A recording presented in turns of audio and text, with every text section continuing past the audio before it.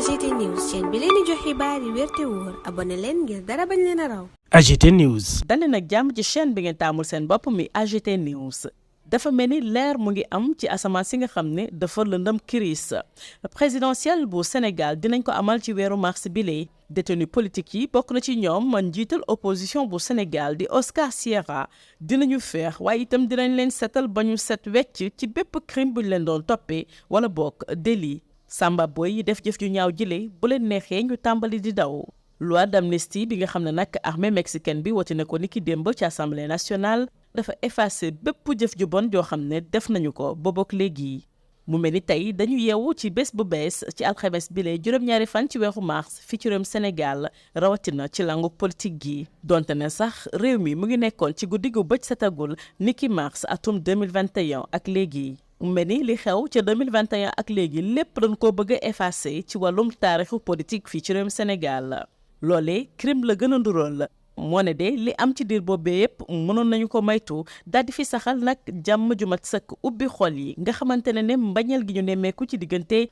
ñaari camp yi nga xam ne ñooy xiiroog ngaayoo boobook léegi dinañ ko maytandiku bu boobaa itam ñi nga xam ne seen bakkan rot na ci du am ay fitna yoo xam ne dox na ci ñi nga xam ne jàpp nañu ne kat ñoom ñoo baax di dal ci kaw ñi nga xam ne jàpp nañu ne kat dañu bëgg a taal réew mi loole am na sax jamono boo xam ne dafa menoon ni ngelaw daanaka fépp nga koy dégg bi ci mujj mooy ne rek njiitu réew bu Sénégal dafa taxawoon fii ne kat réew mi du ko bàyyi ci loxoy ay aventurier mu mel ni réew moomee nga xam ne nee na du ko bàyyi ci loxoy aventurier da ko donn ci ay waajuram ak lu mënti am nañ jàpp ne réew mi yàqu na yaxeet jamono bi nga xam ne président de la république bi nga xam ne app bu tuuti moo ko fi desee ngir mu abale mu ngi def kéem kàttanam nee ne yaay day ñaw li nga xam ne moom moo xotteeku ci mim réew dafa bëgg itam jubbaatle askan wi waaye itam bëgg ñu daal di jéggale fan yu mujj yile dafa mel ni dañ koo toxantal ci seen làmmiñ loolu dong nañuy waxtaanee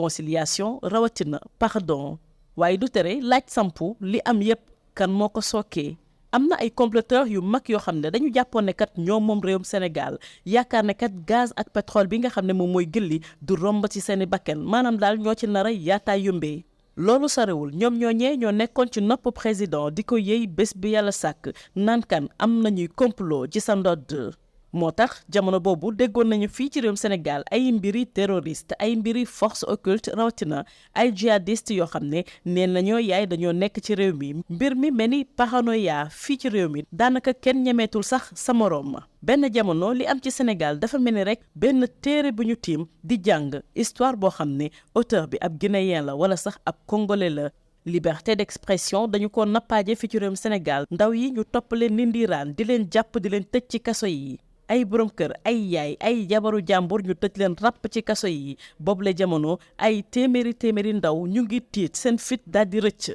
ndax lan pouvoir boo xam ne dafa yor yetam di duma ak it di tëj kaso dem sax bay faat bakkan ñenn ci ñoom noonee nañu exilé yi fan yi ñu génn nag tàmbali nañu di féexal ñenn ci askan wi fii ci réewum Sénégal loolee nag dafay firndeel ne Sénégal daanu woon na ba ndax melu li mooy jàngatu kàccoor bi génn ci yéenekaay bii di Le Témoin. AGT News. Merci pour la confiance renouvelée à votre chaîne préférée AGT News. Paranoïa. Éclaircie dans un ciel jusque-là obscur, la présidentielle se tiendra ce mois-ci. Les détenus politiques, dont la figure de proue de l'opposition sénégalaise, Oscar Sierra, seront libérés, vierges de tout crime ou délit. Quant aux crapules qui ont été à l'origine de tout ce bordel, elles peuvent toujours courir. Le vote de la loi d'amnistie par l'armée mexicaine ayant effacé leur sale œuvre. Un nouveau jour se lève ainsi ce jeudi 7 mars dans un ciel politique sénégalais orageux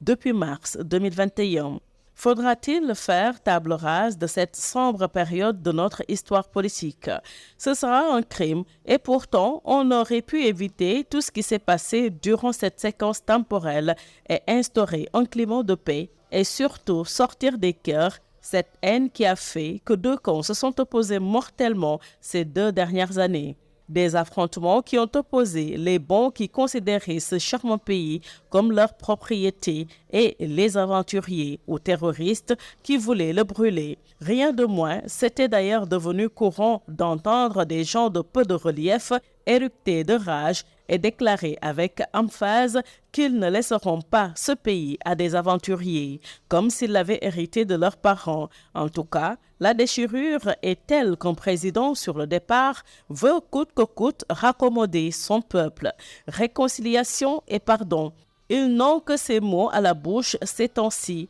Tout cela par la faute de qui? De grands comploteurs qui se croyaient en terrain conquis et qui ne voulaient pas que ce gaz et pétrole qui sentent si fort leur passe sous le nez, et dont les agissements nous rappellent une triste époque où des présidents avaient peur même de leurs ombres, voyant partout des complots imaginaires. Avec ces histoires de terroristes, de forces occultes et autres djihadistes, la paranoïa s'était installée chez nous. À un moment donné, on avait l'impression de lire le Sénégal sous les grilles des récits d'auteurs guinéens ou congolais racontant les premières années des indépendances de leur pays. La liberté d'expression piétinée, des jeunes traqués pour des peccadilles, des maris, mères et épouses emprisonnés, pendant que des centaines de jeunes apeurés par un pouvoir répressif prenaient le chemin de l'exil. La vague de libération de ces dernières semaines montre que ce pays avait déjà atteint le fond.